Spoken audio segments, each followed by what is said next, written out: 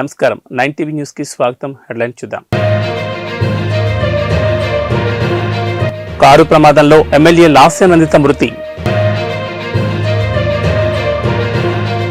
MLA Lasya Nanditha మృతి పట్ల MLA GMR తీవ్ర దిగ్భ్రాంతి.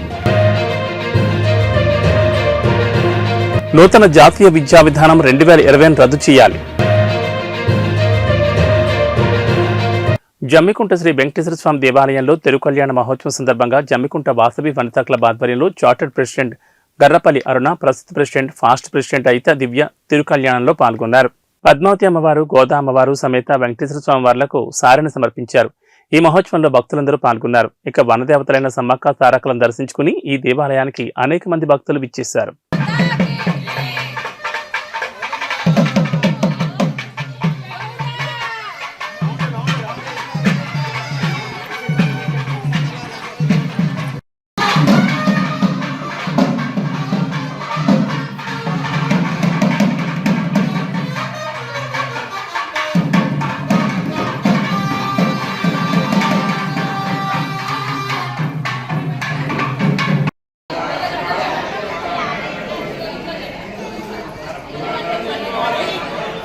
కంటోన్మెంట్ బీఆర్ఎస్ ఎమ్మెల్యే లాస్యానందిత మృతి చెందారు. పటాన్చెరు సమీపంలో ఓఆర్ఆర్పై ఆమె ప్రయాణిస్తున్న కారు అదుపు తప్పి డివైడర్ని ఢీకొట్టింది. దీంతో లాస్యానందిత అక్కడికక్కడే మృతి చెందారు. ఈ ప్రమాదంలో కారు డ్రైవర్కు తీవ్ర గాయాలయ్యాయి. అతన్ని చికిత్స నిమిత్తం దగ్గరలోని ఆసుపత్రికి తరలించారు. నందిత మృతితో కుటుంబ సభ్యులు, అభిమానులు, అనుచరులు కన్నీరు మున్నీరవుతున్నారు. సీనియర్ నేత ఎమ్మెల్యే సాయన్న మరణంతో ఇటీవల జరిగిన ఎన్నికల్లో ఆయన కూతురు లాస్యానందితకు బీఆర్ఎస్ కంటోన్మెంట్ సీట్ ఇచ్చారు. గత ఏడాది ఫిబ్రవరి 19న సాయన్న మృతి చెందారు. ఏడాదిలోనే తండ్రి, కూతురు మరణించారు.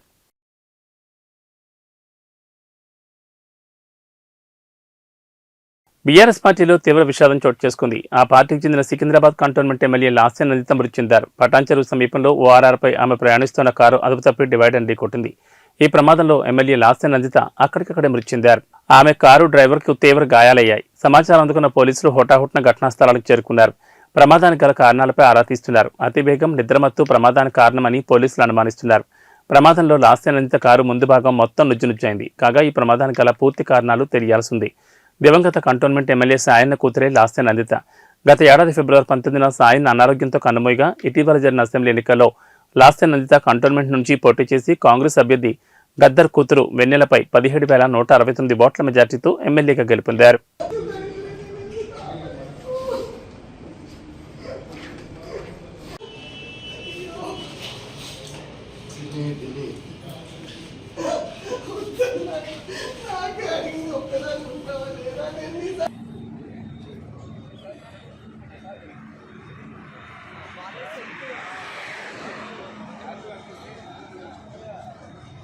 Cantonment BRS MLA Lasya Nanditha road ప్రమాదంలో మృతి చెందారు. పటాన్చెరు ఎమ్మెల్యే గోడెం మహిపాల్ రెడ్డి తీవ్ర దిగ్భ్రాంతిని వ్యక్తం చేశారు. దివంగత ఎమ్మెల్యే సాయన్న కూతురిగా ఆయన ఆశయాలను కొనసాగిస్తూ కంటోన్మెంట్ అభివృద్ధికి నిరంతరం కృషి చేస్తున్న లాస్యానందిత మరణం బీఆర్ఎస్ పార్టీకి, కంటోన్మెంట్ ప్రజలకు తీరని లోటని ఆవేదన వ్యక్తం చేశారు. ఆమె ఆత్మకు శాంతి చేకూరాలని వారి కుటుంబ సభ్యులకు ప్రగాఢ సానుభూతిని తెలియజేశారు. హరీష్ రావు, తలసాని శ్రీనివాస్ యాదవ్, కాలేరు వెంకటేష్ నివాళులర్పించారు. వారి కుటుంబ సభ్యులను ఓదార్చారు.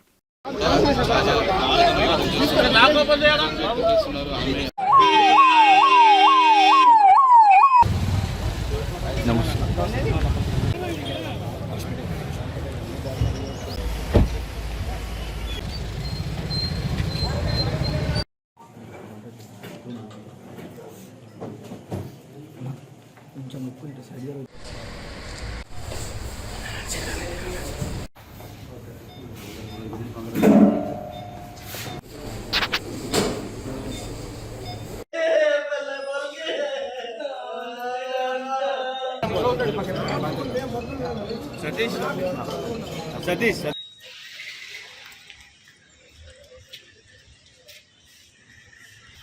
ఉదయమే 5:30-6 గంటల ప్రాంతంలో ఒక విషాదకరమైనటువంటి వార్త వినడం చాలా బాధ అనిపించింది. దివంగత నేత మరి సాయన్న గారు 40 సంవత్సరాల రాజకీయ చరిత్రలో అనేక సార్లు కంటోన్మెంట్ ప్రాంతానికి ప్రాతినిధ్యం వహించడం, ఆయన లాస్ట్ టైం ఆరోగ్యరీత్యా పోయిన సంవత్సరం మరణించినటువంటిది. ఇప్పటికి సంవత్సరం 3 రోజులు అవుతుంది. మొన్ననే వారి యొక్క వర్ధంతి కూడా చేపట్టడం జరిగింది. బట్ ఆ రోజుల్లో ఉన్న పరిస్థితుల్లో మరి మా పార్టీ అధ్యక్షుల వారు కేసీఆర్ గారు వారి కుటుంబానికి టికెట్ ఇవ్వాలన్నటువంటి ఉద్దేశంతోనే అమ్మాయికి టికెట్ ఇవ్వడం, అమ్మాయి కూడా మంచి మెజారిటీతో గెలవడం, అంటే కంటోన్మెంట్ ప్రజలు ఆ కుటుంబాన్ని, అక్కడ ఉన్నటువంటి కార్యకర్తలు ఆ కుటుంబాన్ని ఏ విధంగా గౌరవిస్తారో మనం చూసినాం. బట్ ఉదయం ఇటువంటి సంఘటన జరగడం, చిన్న వయసు అమ్మాయి, ఎంతో భవిష్యత్తు ఉంది, భవిష్యత్తులో మరి ప్రజలకు కానివ్వండి విశేషమైనటువంటి సేవలు అందించేటువంటి అవకాశం. బట్ పొద్దున యాక్సిడెంట్లో మరణించిందని చెప్పి ఫోన్ రావడం, ఆ తర్వాత టీవీలు చూస్తే ఆ టీవీలలో కూడా ఆ జరిగిన యాక్సిడెంట్ విజువల్స్ చూపించడం మా అందరికీ చాలా బాధాకరమైనటువంటిదే కాకుండా చాలా విషాదకరమైనటువంటిది. ఇటువంటి సంఘటన జరుగుతుందని చెప్పి మనం ఎవరం కూడా ఊహించినటువంటిది కాదు.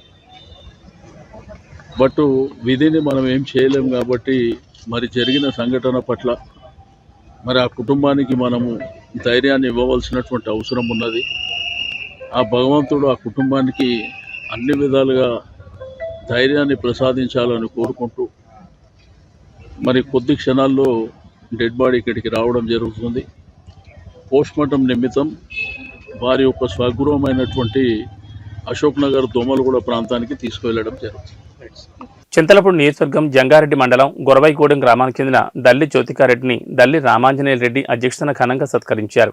జ్యోతికారెడ్డి గతంలో సీఎం జగన్మోహన్ రెడ్డితో ఇడుపులపై నుండి ఇచ్చాపురం వరకు పాదయాత్రలో జగనన్నతో పాటు అడుగు వేస్తూ జగనన్న గుండెల్లో కీలక మహిళా నేతగా గుర్తింపు పొంది ఆ గుర్తింపు ప్రతిఫలంగా జ్యోతికారెడ్డిని రాష్ట్ర రెడ్డి కార్పొరేషన్ డైరెక్టర్గా ఎన్నిక చేశారు. ఇటీవల నిర్వహించిన సన్మాన సభలో ముఖ్య అతిథులుగా చింతలపూడి నియోజకవర్గ సమన్వయకర్త కంబం విజయరాజు, రాష్ట్ర రెడ్డి కార్పొరేషన్ చైర్మన్ దుక్కా లోకేశ్వర్ రెడ్డి పాల్గొన్నారు. ఈ సన్మాన సభలో విజయరాజుకి లోకేశ్వరరావు రెడ్డి, జ్యోతికారెడ్డి దృశ్యాలతో కప్పుతూ వైసీపీ కార్యకర్తలు ఘనంగా సత్కరించారు. నామినేట్ పదవుల్లో మహిళలకు పెద్దపీట వేస్తూ అధిక ప్రాధాన్యత ఇస్తూ వస్తున్నారని విజయరాజు అన్నారు.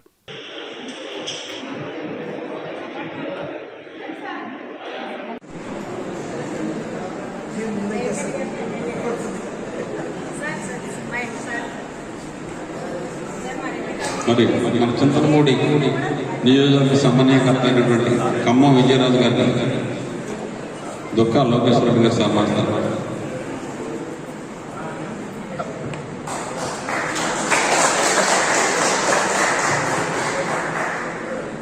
మరి ఈరోజు ఈ సమావేశం గురించి ఇచ్చాపురం నుంచి వచ్చినటువంటి మన దుక్కా లోకేశ్వర రెడ్డి గారు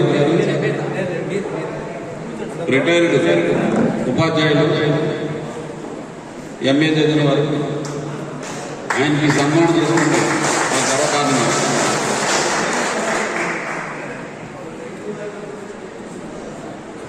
డాక్టర్ బిఆర్ అంబేద్కర్ విశ్వవిద్యాలయం పాలక మండలి సభ్యులు, రాష్ట్ర మహిళా విభాగం ఉపాధ్యక్షురాలు పేడాడ రమణకుమారి పెద్ద కుమారుడు దీపక్ సరోజ్ టాలీవుడ్ హీరోగా ఎంట్రీ ఇస్తున్నారు. సిద్ధార్థ్ రాయ్ మూవీతో ఎంట్రీ ఇస్తున్నాడు. Pre release event Hyderabad Prasad ల్యాబ్లో ఘనంగా జరిగింది. చీఫ్ గెస్టులుగా హీరో కిరణ్ అబ్బవరం, ప్రముఖ రచయిత కోన వెంకట్, దర్శకుడు త్రినాథరావు, నకిన్ హాజరయ్యారు. ఎస్ఎస్వి డైరెక్షన్లో దీపక్ సరోజ్, తన్వి నేగి జంటగా నటిస్తున్న సిద్ధార్థ్ రాయ్ మూవీ రిలీజ్ కానుంది. సిద్ధార్థ్ రాయ్ సంగీత్ దర్శకుడు రతన్, సినిమాటోగ్రాఫర్ శ్యామ్ కే నాయుడు, శ్రీ రాధా దామోదర్ స్టూడియోస్, విహీన్ క్రియేషన్స్ బ్యానర్లపై జయ అడపాక, ప్రదీప్ పుడి, సుధాకర్ బోయినా సంయుక్తంగా నిర్మిస్తున్నారు. ఈ కథ విన్నాక నన్ను నేను చూసుకున్నాను అని. ఈ కథ ఏ విధంగా స్టార్ట్ అయిందంటే, ఒకరోజు దీపక్ నేను ఆఫ్టర్నూన్ టైం లంచ్ చేసి కూర్చుని డైరెక్టర్ గారి ఫోన్ వచ్చింది. మంచి స్టోరీ ఉంది, నువ్వు చెయ్యాలి అని ఫోన్ మెసేజ్ చేశారు. చేసినప్పుడు దీపక్ ఆలోచిస్తున్నాడు వెళ్ళాలా వద్దా అని. నేను అన్నాను, ఏమో ఏం స్టోరీ ఒకసారి వినిరా అన్నాను. వెళ్ళాడు. వెంటనే వెళ్ళి తనకు బాగా నచ్చింది ఆ స్టోరీ. బాగా నచ్చి ఇంటికి వచ్చి నైట్ వాళ్ళ ఫాదర్ నేను ఉండగా చాలా బాగుంది స్టోరీ, చేస్తే చాలా బాగుంటుంది. వెంటనే వాళ్ళ నాన్నగారు సజెస్ట్ చేశారు. ఫనీ ఇంతకుముందు అన్నారు మంచి స్టోరీ ఉంటే నేను చేస్తానని. మా ఫ్యామిలీ మెంబర్, మా అందరి అంటే చిన్నవాడైనా మేమందరం కలిసి ఉంటాం. ఆ ఫనీకి ఆ స్టోరీ వినిపించారు. వెంటనే ఆయనకు కూడా బాగా నచ్చింది. కారణం ఏంటంటే ఈ కథ వాళ్ళ క్యారెక్టర్లకి అటాచ్ అయ్యింది.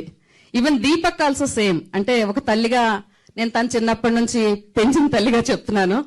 అంటే తను కూడా ఒక విధంగా హైయర్ సైడ్ అనమాట.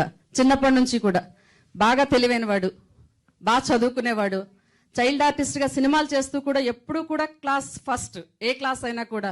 ఈవెన్ బీబీఏ ఎస్ఆర్ఎం యూనివర్సిటీ కూడా యూనివర్సిటీ టాపర్ తను. ఆ విధంగా చదువుకుంటూ ఆ తెలివి, అంటే ఈ కథ ఖాళీగా తన్ని ఉంచితే ఏదో డిస్ట్రాయ్ చేసేవాడు అనమాట. ఇంట్లో కూడా చిన్న వయసులో కూడా 5-6 ఏళ్లప్పుడు కూడానండి తనకి పనేవి లేకుండా ఉంచితే తీసుకువెళ్ళి సామాన్లు విరగొట్టడము, కొన్ని సామాన్లు తీసుకెళ్లి ఇంట్లోంచి నూతిలో వేయడం, లేకపోతే గోడ అవతల నుంచి విడిపోయి తర్వాత మేము వెతుక్కుంటే దొరికేవి అవన్నీ. మా నాన్నగారు ఒకసారి నుయ్యి తవ్విస్తే అందులో ఇన్ని సామాన్లు వచ్చాయి మాకు. అంటే అటువంటి క్యారెక్టర్ బహుశా ఈ స్టోరీకి తన క్యారెక్టర్కి చాలా దగ్గర సంబంధం ఉంది అని చెప్పి నాకు అనిపిస్తూ ఉంటుంది. ఇప్పుడు ఇది ఎంత చూసిన తర్వాత నాకు ఎక్కువ నేను ఫీల్ అయ్యాను. ఇప్పుడు ఇంకా అందులోనే ఉన్నాను. అందువల్ల ఇంత చక్కని ఇటువంటి క్యారెక్టర్తో ఈ స్టోరీతో చేసినటువంటి డైరెక్టర్ గారికి, మరి ప్రొడ్యూసర్ గారికి, అలాగే దీపక్కి మంచి సక్సెస్ రావాలని, మరింత ముందుకు వెళ్లాలని చెప్పి ఈ సందర్భంగా కోరుకుంటూ అందరూ థియేటర్స్కి వెళ్ళి సినిమాను చూసి వీళ్ళని ఆశీర్వదించాలని ఈ కార్యక్రమంలో మాట్లాడే అవకాశం నాకు కల్పించినందుకు ధన్యవాదాలు తెలియజేస్తున్నాను. Thank you so much. అమ్మకి మైకిస్తే ఎన్ని విషయాలు బయటకు వస్తున్నాయో చూసారా, డేంజర్ ఇది. నూతన జాతీయ విద్యా విధానం 2020 రద్దు చేయాలని అఖిల భారత విద్యార్థుల సదస్సు ప్రచార కార్యక్రమం డిమాండ్ చేసింది. ఈ నెల 25-26న హైదరాబాద్లోని సుందరయ్య విజ్ఞాన కేంద్రంలో జరిగే అఖిల భారత విద్యార్థుల సదస్సు ప్రచార కార్యక్రమంలో భాగంగా గోడపత్రికను ఆవిష్కరించారు. గత 10 సంవత్సరాలుగా కేంద్రంలో ఉన్న బీజేపీ ప్రభుత్వం విద్యా కాషాయీకరణ తీసుకొస్తుందన్నారు Osmania university research scholar Azad. కార్పొరేటీకరణను ప్రేరేపిస్తూ మనవాద సిద్ధాంతాన్ని అమలుపరచడంలో భాగంగా నూతన జాతీయ విద్యా విధానం 2020 తీసుకొచ్చే ప్రయత్నం చేస్తుందన్నారు. అలాగే నూతన జాతీయ విద్యా విధానాన్ని రద్దు చేయాలని అఖిల భారత విద్యార్థుల సదస్సు డిమాండ్ చేస్తుందన్నారు. ఈ దేశంలో శాస్త్రీయ విద్య కావాలని మేమంటున్నాం. కేంద్ర ప్రభుత్వం ఏమంటుంది? కాషాయ విద్యను చేయాలని చెప్పేసి అని కేంద్ర ప్రభుత్వం చూస్తూ ఉన్నది. అంటే ఈ విద్యా విధానాన్ని మొత్తంగా కూడా కాషాయీకరణ చేసేటువంటి పెద్ద కుట్రలు జరుగుతూ ఉన్నాయి. మేమేమంటున్నాము? శాస్త్రీయ విద్యా విధానం కావాలని అంటా ఉన్నాం. అంతేకాకుండా మేము సమాన విద్య కావాలంటా ఉన్నాము. అంటే ఉన్నోడైనా లేనోడైనా, కలెక్టర్ పిల్లాడైనా, కార్మికుడి పిల్లాడైనా, కూలీ పని చేసుకునే పిల్లాడైనా, కండక్టర్ కొడుకైనా అందరూ కూడా ఒకే రకమైన సమాన విద్య కావాలని మేము కోరుకుంటా ఉన్నాం. కానీ కేంద్ర ప్రభుత్వం మాత్రం సనాతన విద్య కావాలని చెప్పేసి అని వాళ్ళ కొత్త కొత్త సంస్కరణలు తీసుకొస్తూ ఉన్నది. రాష్ట్రాల్లో ఇక్కడ కూడా చర్చను, వాళ్ళ అభిప్రాయాలను ఇక్కడ కూడా తీసుకోలేదు. పార్లమెంట్లో కూడా చర్చ జరగలేదు. అదేవిధంగా విద్యావేత్తల అభిప్రాయాలు లేవు. అదేవిధంగా టీచర్లు, ప్రొఫెసర్లు, విద్యార్థి సంఘాల అభిప్రాయాలు కూడా ఇక్కడ వాళ్ళు తీసుకోలేదు. తీసుకోకుండా ఎన్ఈపీ 2020ని ఈరోజు బలవంతంగా విద్యా విధానంపై రుద్దుతో అమలు చేసేటువంటి ఒక ప్రయత్నం చేస్తూ ఉంటారు. ఎన్ఈపీ 2020 ప్రధాన లక్ష్యం ఏంటంటే ఈ దేశంలో ఉన్నటువంటి రాజ్యాంగ విలువలైనటువంటి స్వేచ్ఛ, సమానత్వం, లౌకికత విలువల స్థానంలో మనువాద విద్యా వ్యవస్థను తిరిగి ప్రతిష్ఠించడం. పేరుకు వాళ్ళు నూతన జాతీయ విద్యా విధానం అంటున్నారు, కానీ అది నూతన జాతీయ విద్యా విధానం ఎంత మాత్రం కాదు. అది సనాతన జాతీయ విద్యా విధానం. ఎట్లా అంటే ఇప్పుడు వాళ్ళు డార్విన్ సిద్ధాంతాన్ని తొలగిస్తామని చెప్పేసి మాట్లాడుతూ ఉన్నారు. టిప్పు సుల్తాన్ చరిత్రను తొలగిస్తామని చెప్పేసి మాట్లాడుతూ ఉన్నారు. అదేవిధంగా వాళ్ళు ఇలా బ్లాక్ మ్యాజిక్ లాంటి ఒక మంత్రదండాలు, భూత కల్పనలు అనేటువంటి శాస్త్రాలను తీసుకొచ్చి వాళ్ళు పాఠ్యాంశాలుగా చేర్చేటువంటి ఒక ప్రయత్నం చేస్తూ ఉన్నారు. ఇట్లాంటి వాటన్నిటికీ ఇప్పటికే ఒక 1800 మంది శాస్త్రవేత్తలు ఏకాఏకిన దీన్ని వ్యతిరేకిస్తూ ప్రభుత్వానికి లేఖలు రాసి పంపడం జరిగింది. అదేవిధంగా వాళ్ళు కొన్ని కథలు, కల్పిత కథలైనటువంటి భగవద్గీత, రామాయణం, మహాభారతం లాంటివి అవి రచనలు. వాస్తవానికి వాటిని వాళ్ళే చెప్తున్నారు ఇవి రచనలు అని చెప్పేసి.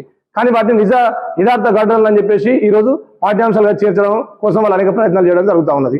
అదేవిధంగా ఇంకొక విషయం ఏంటంటే 6వ తరగతి నుంచే వాళ్ళు ఈరోజు వాళ్ళ వృత్తి విద్యా కోర్సులు చేపట్టి మొత్తం కూడా ఏదైతే మనవాద విద్యా వ్యవస్థ ఒక చాతుర్వర్ణ సమాజాన్ని నిర్మించిందో అట్లాంటి ఒక అంతరాలను మళ్ళీ పెంచి పోషించేందుకు కుల వృత్తుల ఆధారంగా ఇలా 6వ తరగతి నుంచి వాళ్ళు మళ్ళీ ఒక కుల వృత్తి విద్యా విధానాన్ని వాళ్ళు ప్రవేశపెట్టే ప్రయత్నం చేస్తూ ఉన్నారు.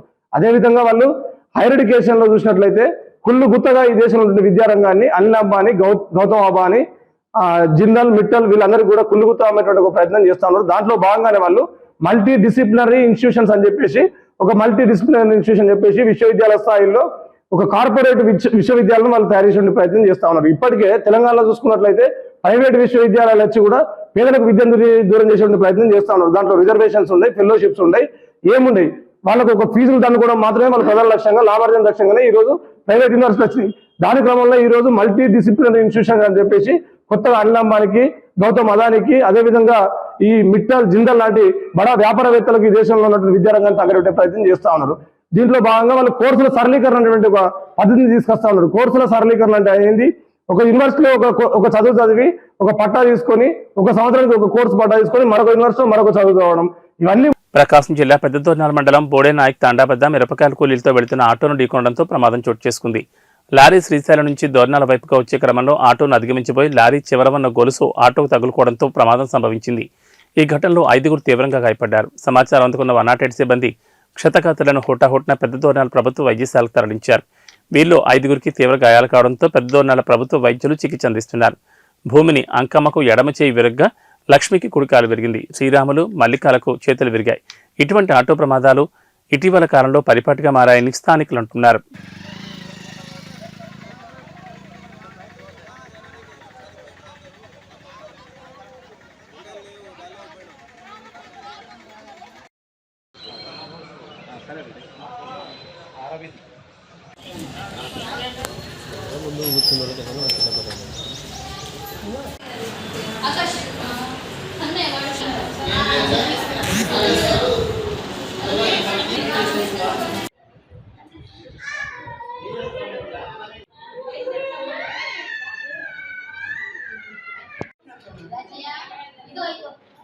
ఏబీ బులెటిన్ విశేషాలు. నమస్కారం.